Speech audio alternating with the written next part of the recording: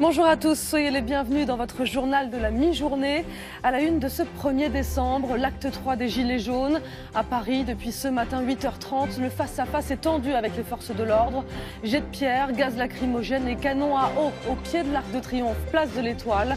Au moins 81 interpellations et 10 blessés, dont 3 parmi les forces de police. On sera avec Clément Le Goff. L'escalade de la violence, principalement à Paris. L'Arc de Triomphe entouré d'une épaisse fumée restera une image forte. Des dizaines de voitures ont été incendiées, plusieurs rues sont coupées à la circulation, plus de 250 personnes ont été interpellées. La situation ne cesse d'évoluer. Où en est-on ce soir? Stéphanie Desjard est en direct avec nous des Champs-Élysées.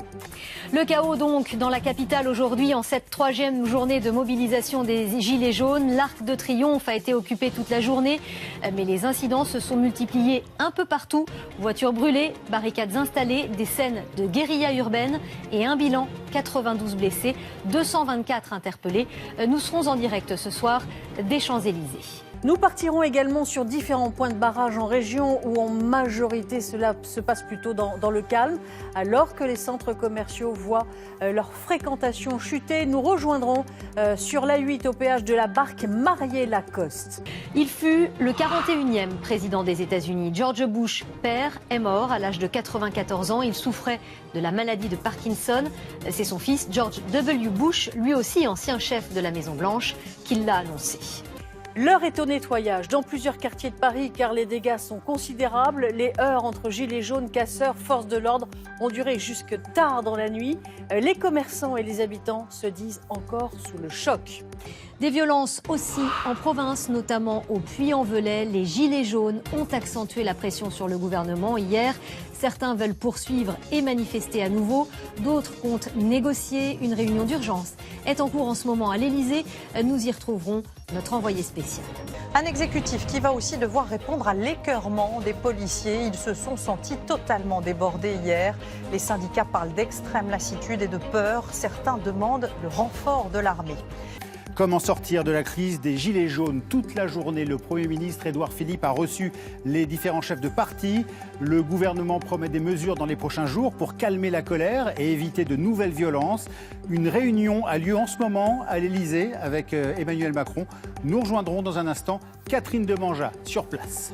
En attendant, la mobilisation se poursuit dans plusieurs villes avec des blocages de dépôts pétroliers, d'autoroutes. Et puis des violences ont éclaté ce matin encore. Cette fois, elles viennent de lycéens, comme ici, à Aubervilliers. Un mouvement qui commence à faire tache d'huile. Le ministère de l'Éducation annonce le blocage total ou partiel de plus d'une centaine d'établissements. Des Gilets jaunes qui poursuivent leur mobilisation. Dans l'Ouest, ils bloquent les dépôts de carburant. 75 stations-service sont à sec. En Bretagne, des mesures de restriction sont mises en place. Une audience hors norme à Villeurbanne. C'est l'affaire du Levothyrox, ce médicament qui traite des maladies de la thyroïde et dont la nouvelle formule est très décriée. Plus de 4000 dossiers de plaignants sont examinés dans le cadre d'une action collective contre le laboratoire Merck. Le gouvernement recule face à la pression des Gilets jaunes. Édouard Philippe suspend la hausse des taxes sur le carburant, mais aussi celle des prix du gaz et de l'électricité pour 6 mois. Juste après les annonces, les Gilets jaunes que nous avons rencontrés ont tous dénoncé des mesures insuffisantes. Nombreux sont ceux qui appellent de nouveau à manifester samedi pour obtenir encore plus. La Cour des comptes épingle la Banque de France. Elle s'interroge sur les appartements luxueux mis à la disposition des salariés pour des loyers très en dessous des prix du marché. Quel effet ont eu les annonces du Premier ministre? Les Gilets jaunes semblent toujours très remontés contre le gouvernement et tentés par la poursuite de leur mouvement. Rencontre avec une retraitée qui porte le gilet jaune et qui n'a pas été convaincue. Nous ferons le point sur la mobilisation dans plusieurs régions et puis nous serons direct de l'Élysée avec Catherine Demangeat. C'était il y a un an, jour pour jour. Johnny Hallyday s'éteignait chez lui près de Paris des suites d'un cancer. Ce 5 décembre-là, des amis s'étaient réunis autour de lui. Ils ne pensaient pas le voir pour la dernière fois. Des témoignages exclusifs dans ce journal. La France compte un peu plus de 217 000 médecins en activité, mais le nombre de généralistes ne cesse de diminuer et les inégalités territoriales se creusent. Constat dévoilé dans le bilan annuel de l'Ordre des médecins. On en parle en détail dans ce journal. Le ministre de l'Intérieur tire les conséquences de ses erreurs du week-end dernier. Samedi prochain, les forces de l'ordre changeront totalement de stratégie. Elles devraient être plus mobiles.